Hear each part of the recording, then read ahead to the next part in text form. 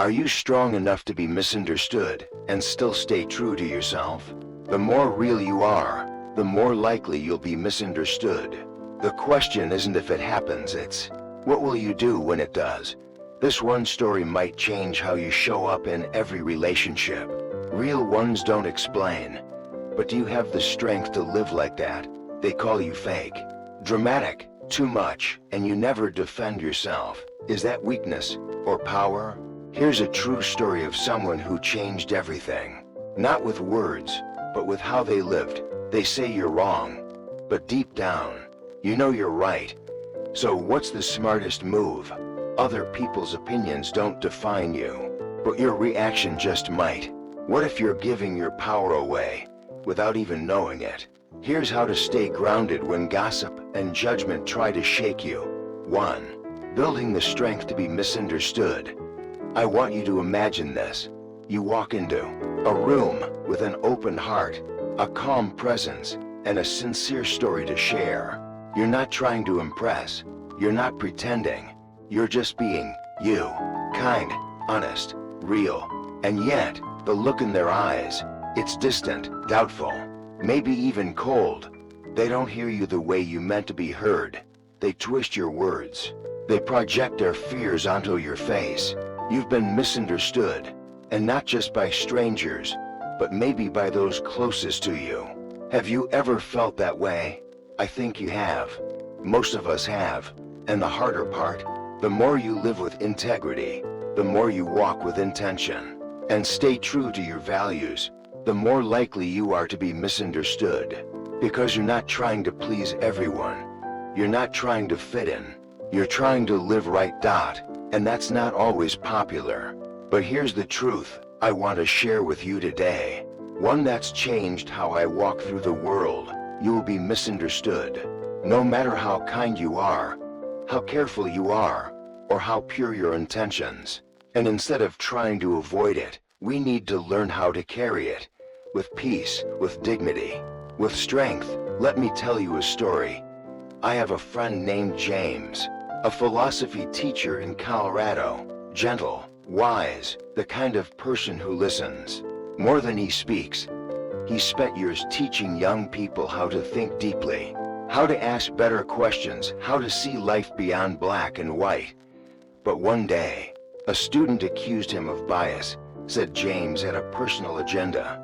It wasn't true, but the faculty didn't know him like I did. Rumors started, meetings were held. James, the same man who gave everything to his students, was now the subject of suspicion. When I asked him how he felt, he just smiled and said, "I don't live to be understood. I live not to betray myself." That stayed with me. Because here's the thing, we can't control how others perceive us, but we can control how we show up and how we respond when we're seen unfairly. Dr. Brené Brown, a researcher on vulnerability and courage, found something remarkable.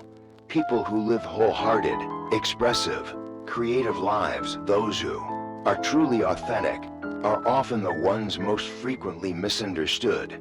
Why? Because they're not following a script. They're not living to be approved. They're living to be real, and realness makes people uncomfortable. Being misunderstood isn't always a punishment.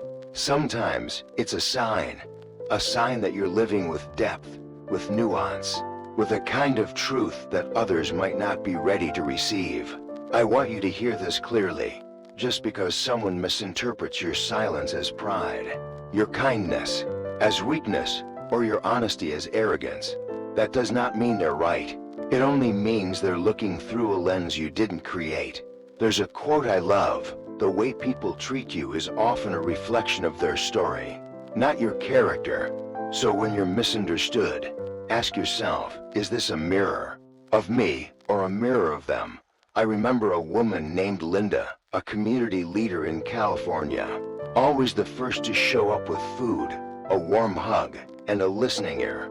And yet, people said she was too emotional, too idealistic, too sensitive. But Linda never changed. She told me once, "I'd rather be misunderstood for being too good than be celebrated for being fake." Her words reminded me, The world doesn't need more people pretending. It needs more people like you, sincere, steady, even when it's lonely. So how do we build the strength to be misunderstood? First, we accept that it will happen. It's part of being human. We come from different wounds, different worlds, and we filter reality through our own scars. People will not always see you clearly. That's not your fault. That's just how communication works. Imperfect, messy, deeply human. Second, we create space between the truth and the reaction. Just because someone reacts negatively to you doesn't mean you've done something wrong. Sometimes their reaction is more about what they're carrying than what you've said. You don't owe anyone a diluted version of yourself just to make them comfortable. And third, maybe most importantly, don't let the pain of being misunderstood make you cold. Don't let it make you shrink. Don't let it convince you to stop showing up with an open heart. Because once you do, the misunderstanding has one. I want you to remember something deeply. Your clarity doesn't need to be public. It just needs to be real. You don't have to explain yourself to every critic. You don't have to soften your convictions just to blend in. Live with honesty, with compassion, and with the quiet confidence of someone who knows who they are. There's a quiet kind of power in that, the power of restraint, of resilience, of not needing to be seen perfectly to keep doing what's right. And if someone misjudges you today, just smile gently. They're not seeing the full picture, but you are. And that matters more. Thank you for being here, for listening, for being someone who cares enough to ask deep questions. If this message spoke to something inside you, I'd love to hear from you in the comments. And remember, don't let being misunderstood shake your spirit. You're on a meaningful path, and even if it's not always recognized, it's always worth walking. To let your life speak louder than your words. Have you ever felt the urge to defend yourself, to prove your intentions, to correct a misunderstanding, to shout out, "That's not who I am"? I have. Many times. It's natural. We all want to be seen clearly, especially when our integrity is questioned or our motives are misunderstood. But over time, I've come to learn something deeply humbling, something that's changed the way I move through the world.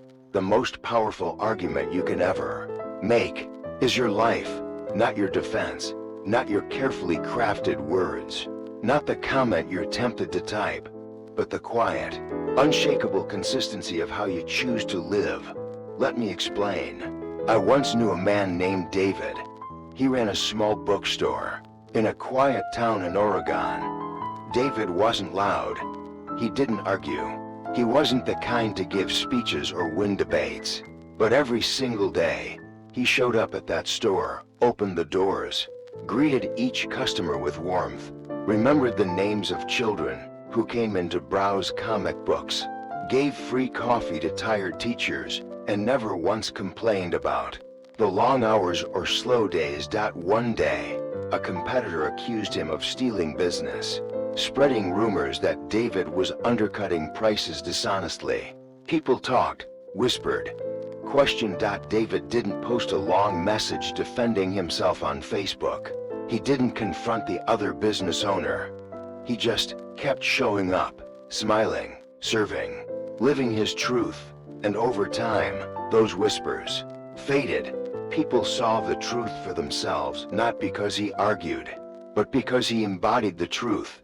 You see, your actions tell a story your words never could.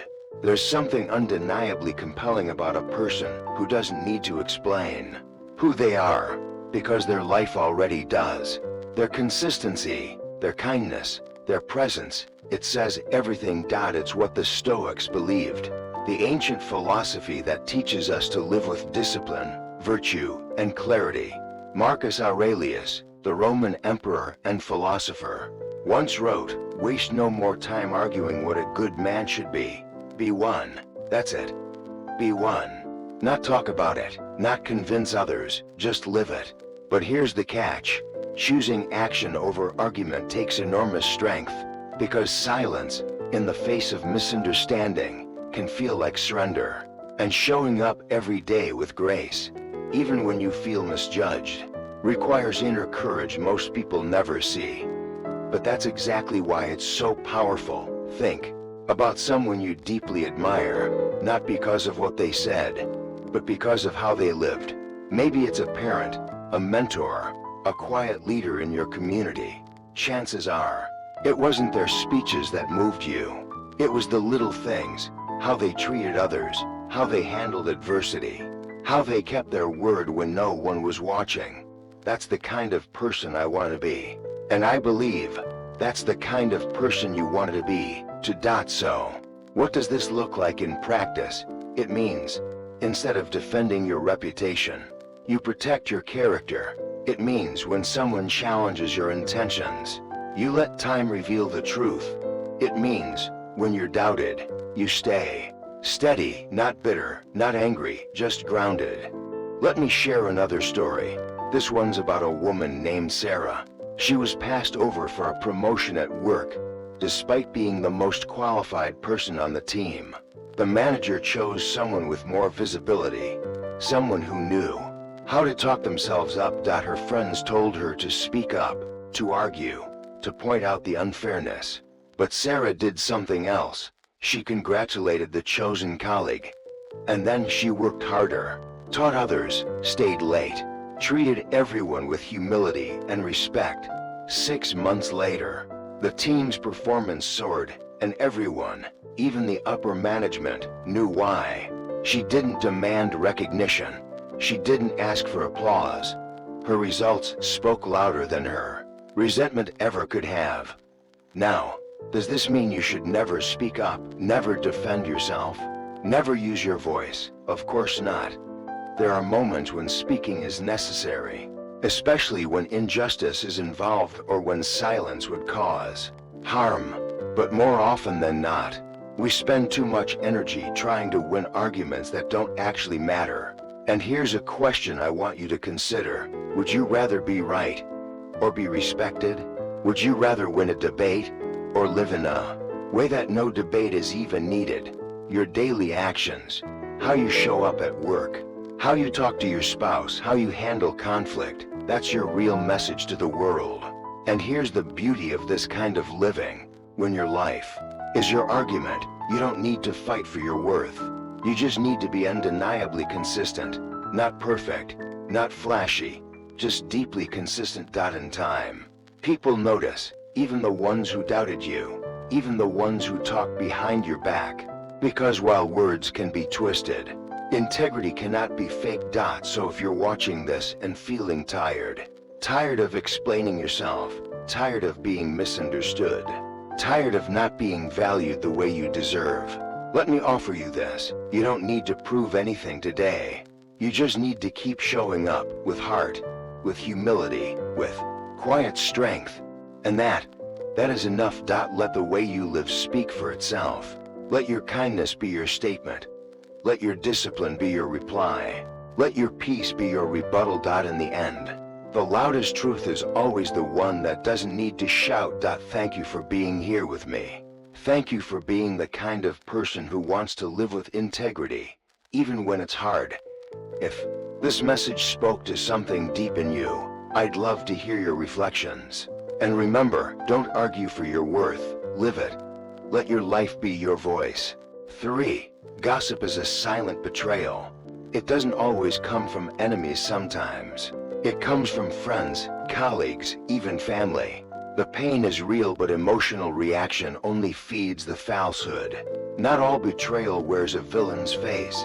Sometimes it wears a smile. Sometimes it has your number saved in their phone. Sometimes it hugs you in public and wounds you in private. That's the thing about gossip. It rarely comes from strangers. It comes from people who know you, or at least people who think they know you. And when it happens, it stings in a way that's hard to explain. Not just because of the words that were said, but because of who said them. Have you ever had that moment? You walk into a room, and the energy shifts. They smile politely, but you feel it. Something's changed. And later, you hear it from someone else. Did you know they've been saying things about you? Your first instinct might be disbelief, not them, no way. Then comes the confusion, the anger, the betrayal, and then, perhaps the hardest part, the silence. You don't want to cause drama, but you can't unhear what's been said. You don't want to stoop to their level, but your heart still aches. What do you do with that pain? I want to talk to you heart to heart about something we don't discuss enough as adults, the wounds that gossip leaves behind. You see, gossip is a silent betrayal. It doesn't raise its voice. It doesn't confront you directly. It whispers. It moves in shadows. It pretends to be concerned. It masks itself in just sharing or only being honest.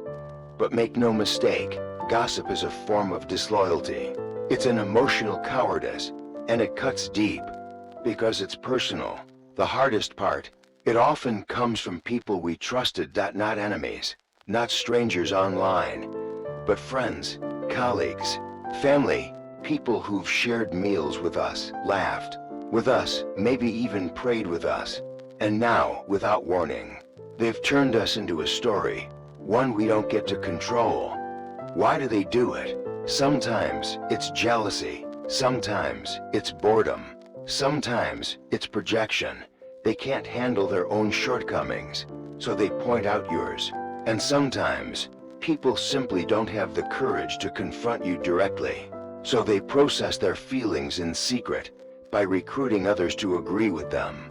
But here's the trap: when we respond emotionally, we validate the lie. We give it power. We let the gossip grow legs. We start fighting a battle we never needed to enter in the first place.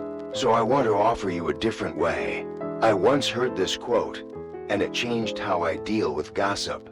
The best revenge is living well, with quiet dignity. Let that settle for a moment. Quiet dignity, not rage, not public shaming, not the dramatic unfollowing or cold silences. Just grace, strength, and above all, clarity. Because gossip, at its core, is noise, and noise thrives on reaction.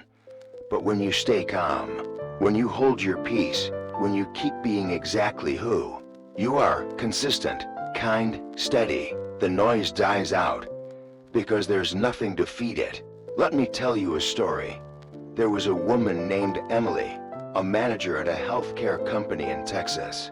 Hardworking, respected, until one day, a colleague she mentored, someone she thought was a friend, started spreading rumors. Nothing major at first, just whispers, little seeds of doubt. Emily's playing favorites. She's not really that qualified.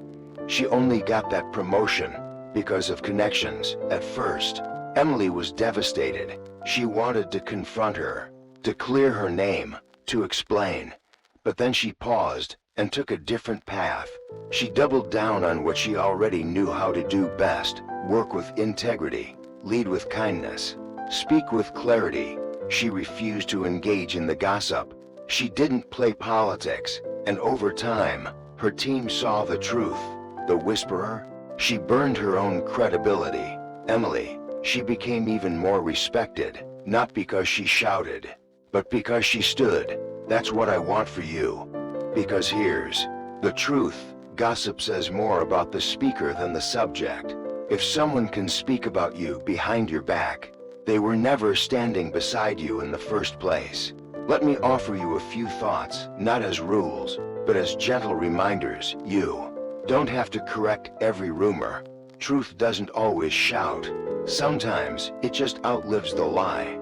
Don't become what hurt you. If gossip wounded you, don't respond with gossip of your own. Take the higher path. You'll sleep better.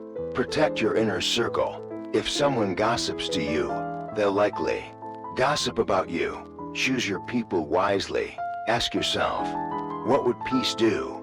Would peace confront this? Would peace let it go? Would peace rise above? And above all, remember this: you are not what people say about you when you're not in the room. You are who you are when you're standing alone, when no one's watching, when your only audience is your conscience. Let them talk. Let them twist. Let them turn your name into a narrative. But don't you dare shrink. Don't you dim your Light just because someone else can't handle its brightness. You were not made to be understood by everyone. You were made to live fully, with courage, honesty, and quiet fire. And sometimes, that kind of authenticity will make people uncomfortable. Let it. Let your peace speak louder than their whispers. Because in the end, what matters most isn't what they say, it's what you know, and you know who you are. Thank you for sitting with me in this moment. If this message met you where you are, I hope you'll share it with someone else who's feeling the sting of being misjudged. You're not alone, and your quiet strength is enough. Remember, let them gossip, you keep growing. 4. Focus on your own circle of control. You can't control what others say, but you can control your response, your attitude, and your actions. Consistency will reveal the truth over time. There's only so much in your hands, but that so much is everything. Let's begin with a question. How much energy do you spend trying to fix what's outside your control? Maybe you've tried to change someone's opinion of you. Maybe you've bent over backwards trying to be understood. Maybe you've lost sleep over what someone said, what they didn't say, or how they looked at you. We all do it. It's human, but it's also exhausting, and it rarely brings peace. There's a concept that changed my life, one I want to offer you today. It's called the circle of control. I first came across it through the teachings of Stephen Covey, the author of The 7 Habits of Highly Effective People. He said that everything in life falls into 2 circles. The circle of concern, things we worry about, think about, stress over, but have no real control over. What others think, what others do, the economy, the weather, gossip, opinion, reaction.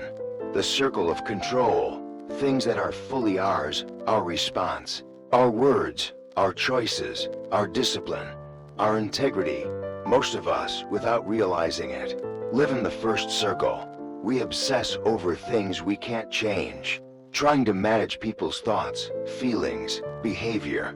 And when we fail, we feel helpless, bitter, drained.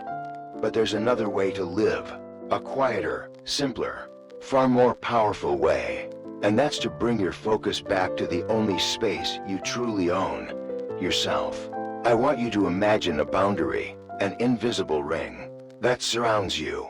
Inside that ring is everything you control, your effort, your attitude, your words, your daily choices. That's where your power is. That's where your peace begins. Let me share a story. There was a man named Thomas, a middle school principal, in a small town. He loved his work, but no matter how much effort he gave, there was always someone criticizing him. A group of parents who didn't agree with his approach, colleagues who questioned his leadership, staff who misread his decisions. At first, Thomas tried to defend himself through meetings, emails, long explanations. But the more he tried to fix their opinions, the more anxious he became. One day, his mentor told him something that changed his life. You're wasting your power in places you were never meant to control. From that moment on, Thomas made a shift. He stopped explaining. He stopped worrying about how people saw him. And he poured all his energy into showing up every single day with kindness, discipline, and consistency. A year later, the same people who once doubted him started respecting him. Not because he convinced them with words, but because he let his life do the convincing. That's what focusing on your circle of control looks like. It means you stop trying to manage other people's narratives, and you start owning your own presence. Because here's a hard truth. You can't control whether people misunderstand you, but you can control whether you stay true to your values. You can't control their judgment, but you can control your joy. You can't control their actions, but you can control your reactions, and that's where your power is. Let me put it another way. You can't stop the wind, but you can learn to sail. I think of this often when I'm tempted to fix things I can't fix, when I want to make someone like me, or see my heart clearly. And every time, I'm reminded, Your peace doesn't come from being understood. Your peace comes from being whole, and wholeness comes from living inside that circle, not chasing after shadows. The Stoics believed this too. Epictetus, a former slave who became a great philosopher, once said, "Happiness and freedom begin with a clear understanding of one principle. Some things are within our control, and some things are not. When you grasp that, you stop fighting the world, and you start building your world." Let's take this deeper. If someone criticizes you, that's not in your control. But how you carry yourself the next day, that is. If someone spreads false stories about you, that's not in your control. But your consistency, your discipline, your work ethic, that is. And over time, that consistency builds credibility, and credibility reveals the truth. Because truth doesn't need to rush. It's not in a hurry. It just needs to be steady. The people who matter, the ones with real wisdom and character, will see the truth eventually. And those who refuse to see it, well, maybe they were never your audience to begin with. So what does it look like, practically, to stay inside your circle of control? It looks like waking up and choosing gratitude, even when people misunderstand you. Saying no to drama, even when you're tempted to speak back. Staying kind, even when people are cold. Sticking to your values, even when no one claps for you. And here's something I want you to really remember. Every time you focus on your circle of control, you get stronger. Every time you step outside of it, chasing approval or reaction, you become weaker. It's like lifting emotional weights. The more you stay centered, the more grounded you become.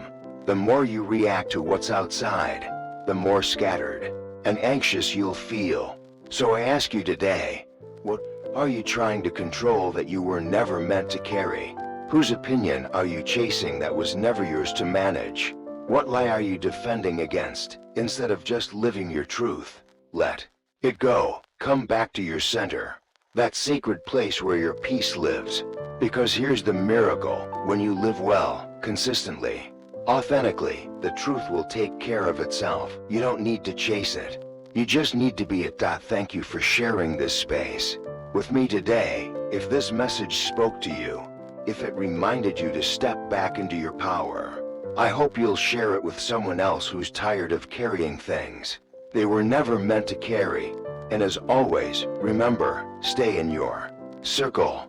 That's where your peace, your strength, and your future lives. By now, perhaps you've realized life isn't always fair. People aren't always kind. But Stoicism never asked you to fix the world.